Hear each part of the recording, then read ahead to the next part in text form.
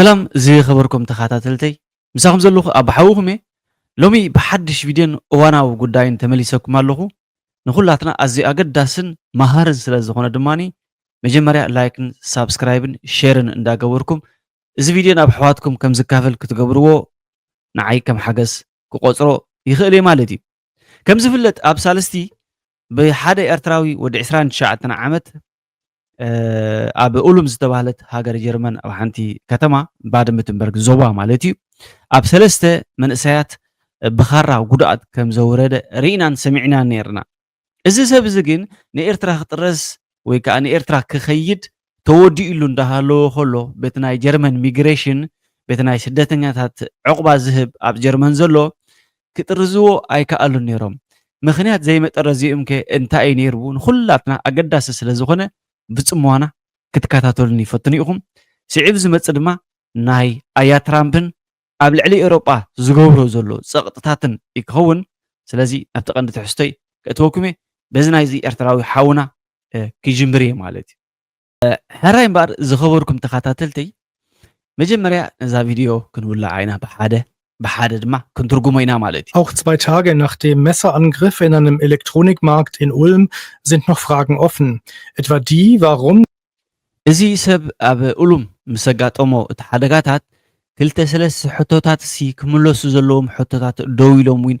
ኣለዉ እዮም እዩ ዝብለና ዘሎ እዚ ብዛዕቢ እዩ ኩሉ ዝሪእዎ ዘለኹም ፅሑፍ ኩሉ ብዛዕቢ እዩ ማለት እዩ ኣገዳሲ ስለ ዝኾነ ድማኒ እስካብ መወዳእቲ ክንከታተሉ ኣለና ክዳእና ተደኣ ኮይኑ der mutmaßliche Täter, ein Mann aus Eritrea, noch in Baden-Württemberg war? እቲ ሓደጋ ዘውረደ ኤርትራዊ ኣብ ዞባ ባደን-ቪርተንበርግ ዝነበረ Das Regierungspräsidium Tübingen hatte seine Ausweisung aus Deutschland schon vor 2 Jahren beantragt. እዚ ናይ ቱቢንገን ዝበሃል ናይ ዕቑባ ስደተኛታት ዝከታተልን ወይ ከዓ ዕቑባ ዝህብን ኣብዚ ዓዲ ክትነብር ትኽእል ዲኻ ኣይክትኽእልን ዝውስን ናይቲ ዞባ እዚ ሰብ እዚ ናብ ኤርትራ ንኽምለስ ናብ ኤርትራ ንኽጥረስ ቅድሚ 2 ዓመት ኣፕላይ ገይሮም ነይሮም ወይ ከዓ ሓቲቶም ነይሮም እዩ ዝብል ዘሎ Auf Anfrage des SWR erklärte das Justizministerium, der Grund dafür, dass der 29-Jährige nicht abgeschoben werden kann, liege an seinem Herkunftsland. Die Machthaber in Eritrea ክጥርዝዎ ብዘይምኽኣሎም ኩሉ ተወዲኡ እንዳሃለዎ ከሎ ከዓኒ እቲ ምክንያት ብዛዕባ ኣይደንቲቲ ናቱ ንኣብነት ኣምሓራይ ኮይኑ ክኸውን ይኽእል ኢትዮጵያዊ የሬታ ትግራዋይ ኮይኑ ክኸውን ይኽእል ብሓፈሻ ተጋሩ ይኹኑ ኢትዮጵያውያን ብናይ ኢትዮጵያ ስለ ዝፍለጡ ዋላው እቲ ኣይደንቲቲ ናቱ ስለ ዘይተረጋገፀ ከምኡ እውን እቲ ኣብ ኤርትራ ዘሎ ምሕደራ ክቕበል አይደልን ወይ ክቅበል አይከአለን ይዝብል ዘሎ ንወዳ እያ Eritrea würden nicht kooperieren. Sie kämen ihrer völkerrechtlichen Pflicht, die eigenen Staatsangehörigen zurückzunehmen, nicht nach. Asylbewerber werden dann ausreisepflichtig, wenn ihr Antrag auf Asyl abgelehnt wurde. Okay, እቲ ኣብ ኤርትራ ዘሎ ስርዓት ነዚኦም ካብዛ ዓዲ ተነፂጎም ወይ ከዓ ዕቁቦም ዘይተቀበልናዮም ሰባት ክቅበሎም ኣይክእልን እዩ ይዝብል ዘሎ ክቅበሎም ኣይክእልን እዩ እቲ ምክንያት ከዓ እንታይ እዩ ምስ ኣብዚ ኤውሮጳ ዘለዉ ዕቁባ ዝህቡ ስደተኛታት ናይ ነፍሲ ወከፍ ምስኦም ክሰማዕ ኣይክእልኒ ኮኦፐሬት ክገብር ኣይክእልን ንኣብነት ገንዘብ 50,000 ሃብዎ መምለሲ ኢልዎም ኣብ ኤርትራ ዘሎ ስርዓት እዞም ኣብ ዘለዉ ዘይክሰማምዑ ይኽእሉ እዮም ሸወደ እንትኹን ሆላንድ እንትኹን ብዘይገድስ ዝኾነ ኤርትራዊ ናብ ኤርትራ ክጥረዝ እንተደኣ ኮይኑ ዝሕተትዎ ሕቶ ስለ ዘለዎም እቶም ኤውሮጳውያን ነቲ ሕቶ ከዓኒ ክምልስዎ ወይ ከተግብሮ ስለዘይክእሉ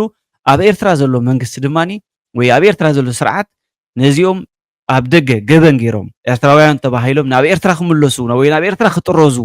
ዝውዳእሎም ሰባት ክቅበሎም ኣይክእልን ብቕልል ዝበለ እዩ ዝብል ዘሎ Sie müssen Deutschland dann unverzüglich oder wurde Sie müssen Deutschland dann wenn ihr Antrag auf Asyl abgelehnt wurde Okay ስደተኛ ኮይንካ ብሓፈሻዊ ዝዛረብ ዘሎ ሕጂ ስደተኛ ኮይንካ ናይ ዕቁባ ሕቶኻ እንተደኣ እንተተነፂጉ ይዝብለና ዘሎ ሕጂ ናይ ዕቁባኻ ሕቶ እንተደኣ ተተነፂጉ Sie müssen Deutschland dann unverzüglich oder innerhalb einer bestimmten Frist verlassen. Okay ብቁልጡፍ ድማ ጀርመን ክትገድፋ ገዲፍካያ ክትከይድን ወይ ከዓኒ እቲ ዝወሃበካ ገደብ ግዜ ሰዓታት ተጠቂምካ ክትወፅእ እዩ ዘለካ እዩ ዝብል ዘሎ lassen. Kommen sie der Aufforderung nicht nach, können sie abgeschoben werden. Aber እንተ ደኣ ክትገብሮ እንተዘይክኢልካ ብግዴታ ሓይሊ ናይ ጀርመን ወይ መንግስቲ ጀርመን ብሓይሊ ክጥርዙኻ እውን ትኽእሉ ኣሎ ወይ ከዓ ግዴታ እዩ ማለት እዩ drohen dem Ausreisepflichtigen in dem Zielland Gefahren für Leib, Leben oder Freiheit, dann darf er nicht abgeschoben werden. እንተ ደኣ ኣብቲ ዝኸዱ ዓዲ እስር ቤት ዝፅበዮ ተደኣሃልዩ ሓደጋ ዝፅበዮ ተደኣሃልዩ ናፅነት እንተዘየልዩ መሰልካ ናይ ምዝራብ እንተዘየልዩ ወይ ካልእ ኤሮጳውያን ዝኣምንሉ ዴሞክራታዊ ዓይነት ኣካይዳ ዘይትኸይድ ተኸይና እንተ ደኣ ሃገር ክጥረዝ ወይ ከዓ ክስጎክ ኣይክእልኒ ወይ ከዓኒ ኣይሰግዎን እዮም ማለት እዩ ግድንስ ኣይኮነን ክኸይድ ማለት እዩ ክጥርዝዎ ኣይክእሉን እዮም እንተ ደኣ ሃገሩ ኣስጋዒትን ሓደገኛ እንተኮይና ማለት እዩ ንቐፅል Außerdem müssen die Zielstaaten die Abgeschobenen auch entgegennehmen. Kann der Betroffene nicht abgeschoben werden, hat aber auch keinen Aufenthaltstitel, dann spricht man von einer Duldung. Okay. እንተ ደኣ ክጥርዝዎ ዘይክኢሎም ዕቑቡ ከዓ እንተተነፂጉ እቲ ሃገር ከዓኒ ወይ ከዓ ሃገሩ ክትቅበሎ እንተዘይክኢላ ምስ ጀርመን ስምምዕ ክትገብር እንተዘይክኢላ እቲ ሰብ ኣውቶማቲክሊ እንታይ ኮይኑ ኣሎ ማለት እዩ ዱሉንግ ዝበሃል ወረቐት ኣለዎ ማለት እዩ ወይ ከዓ ዱሉንግ ዝበሃል በቃ خلاص ክሰርሕ ኣይክእልኒ ክመሃር ኣይክእልኒ ጃስት በቃ ከበልዕ ክሰቲ ኣብ ጀርመን ጥራይ ክነብር ዝፍቀዶ ዱሉንግ ተባሂሉ ይፅዋዕ ማለት እዩ Während einer Duldung ist die Ausreisepflicht ausgesetzt. Okay. ዱሉንግ ዝበሃል ዕቑባ እንተ ደኣ ሂቦምካ ወይ ከዓ ናብ ዱሉንግ እንተ ደኣ ፀዲቑ ከዓኒ እቲ ክጥረዝ ትኽእል ኢኻ ወይ ከዓ ክጥርዙኻ ተዳልዮም ዝነበሩ እዋንን ግዜን ኦረዲ ደው ኢሉ ኣሎ ማለት እዩ ኣውስግዘት ማለት ወዲኡ ኣሎ ማለት እዩ ናይ ምጥራስካ እዋን ኣብቂዑስ ናብ ዱሉንግ ወዲቕካ ኣለኻ ማለት እዩ Wie lange die Duldung gilt, liegt größtenteils im Ermessen der Ausländerbehörde. In der Praxis kann sie jahrelang bestehen. እቲ ዱሉንግ ክንደይ ዓመታት እዩ ዝወስድ ብሓፈሻ ድማኒ ኣውስለንደብሄር ክወስንዎ ይኽእሉ ወይ ከዓ እቲ ቤት ፅሕፈት እዩ ዝውስኑ ባዕሉ እዩ ዝብለና ዘሎ ንቐፅል Solange eben das Hindernis für die Abschiebung besteht. Geduldete Personen müssen verschiedene Auflagen beachten. Sie können in der Regel nicht reisen und ohne Erlaubnis auch nicht einfach in eine andere Stadt oder ein anderes Bundesland ziehen. Okay, እዚኣ ከዓኒ ንኩላትና ብፍላይ ኣብ ጀርመን ንነብር ዱሉን ጋር ዘለኩም ሰባት ተደኣ ሃሊኹም ዱሉን ዘለዎ ሰብ ካብ ቦታ ናብ ቦታ ከም ድሌቱ ክንቀሳቀስ ወይ ቦታ ክቕይር ዓዲ ክቕይር ኣይፍቀዶን እዩ ካልእ ነዛ ሃገር ጀርመን ገዲፍዋ ክወፅእ እውን ኣይፍቀዶን እዩ እዚ ግን እትዮም ዱሉን ዘለዎም ጥራይ ማለት እዩ Um arbeiten zu dürfen, müssen sie eine Arbeitserlaubnis beantragen, die verweigert werden kann. Okay, ስራሕ ክትሰርሕ ትረአ ደሊኻ ከዓኒ ምስቲ ኣውስለንደብሄር ዝከታተለካ ዕቑባኻ ዝሕዞ ምስኡ ተራዲእኻ ናይ ስራሕ ወረቓቕቲ ክትሕዝ ትኽእል ኢኻ ማለት እዩ እዚ ተዛረቡ ብምልኡ ኣብ ዘሎ ብፅሑፍ መልክዕ እትዮም ክሰምዑ ዘይክእሉ ከንብብዎ ማለት እዩ ከምዚ ይመስል ማለት እዩ ኦኬ ብሓፈሻ ኤርትራውያን ኣብዚ ኤውሮጳ ዘለኹም ብምልኡኹም ማለት እዩ እቲ ኣብ ኤርትራ ዘሎ ስርዓት ገበን ዝገበረ ወይ ከዓኒ ብሓይሊ ኤውሮጳውያን ክጥርዝዎ እንተ ደኣ ኣዳልየሞ ምስ መንግስቲ ኤርትራ ስለ ዘይሰማምዑ መንግስቲ ኤርትራ ከዓኒ ዝሓቶም ገንዘብ እዩ ዝሓቶም ኦኬ ትሰግዎ ኣለኹም ትጥርዝዎ ኣለኹም ናብ ኤርትራ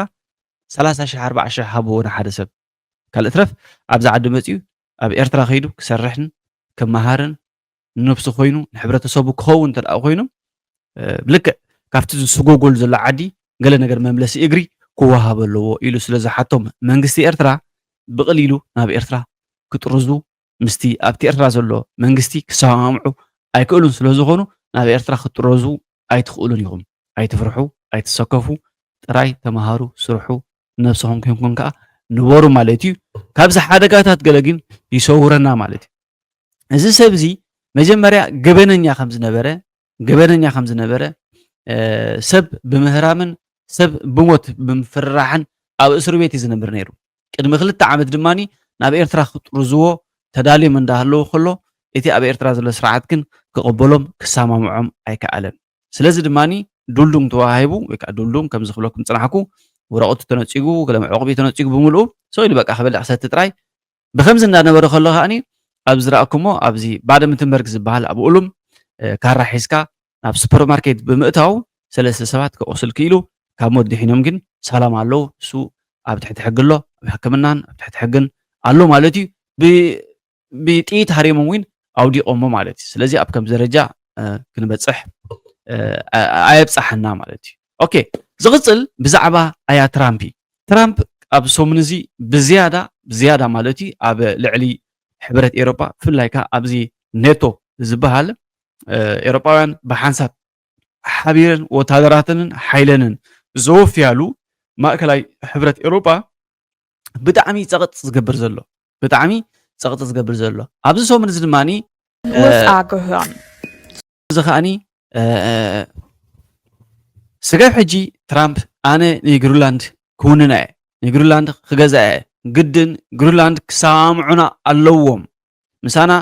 ዲል ክገብሩ ኣለዎም ብምባል 10 ግዜ ኣብ ልዕሊ ግሪንላንድ ፀቕጢ ብምግባር ንኤውሮጳውያን እውን ክትንክፈን ክኢሉ እዩ ማለት እዩ ኣብዚ ሰሙን እዚ ድማኒ ፊንላንድ ፈረንሳ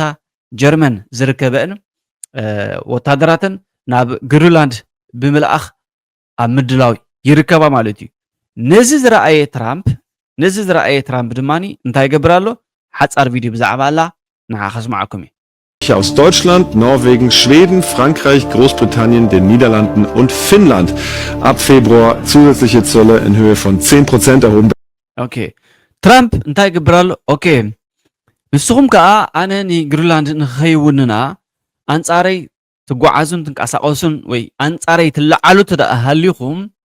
ኣብ ዝመፅእ ወርሒ ክልተ ቀረፅ 10 ዩሮ በቃ 10% ይቕረታ 10 ዩሮ 10% ወሲኽሎም ይርከብ ማለት እዩ 10% ወሲኽሎም ይርከብ ኣብዚ ቅድሚ 2-3 መዓልቲ ድማኒ እቲ ቀዳማይ ሚኒስተር ናይ ግሪንላንድ ብዛዕባ ትራምፕ ዝብሎ ዘሎ ህርፋን ናይ ትራምፕ ወይ ከዓ ኣሜሪካ ትብሎ ዘላ ብሓፈሻ ተሓቲቱ ዝመለሶ እንተደኣ ሃልዩ ግሪንላንድ ንግሪንላንዳውያን እያ ትምልከት ግሪንላንድ ከዓ ብግሪንላንድያ ተመሓደርን ትውሰንን ኣሜሪካ ከዓኒ ኣብዚ ኣየእትዋን እዩ ኢሉ ማለት እዩ ትራምፕ ድማ ብመልክዕ ቪድዮ መልሲ ሂቡ እቲ ቪድዮ እንታይ ይመስል ነይሩ ኣያ ትራምፕ ዘይብሎ የብሉን ክንሰምዕ ኢና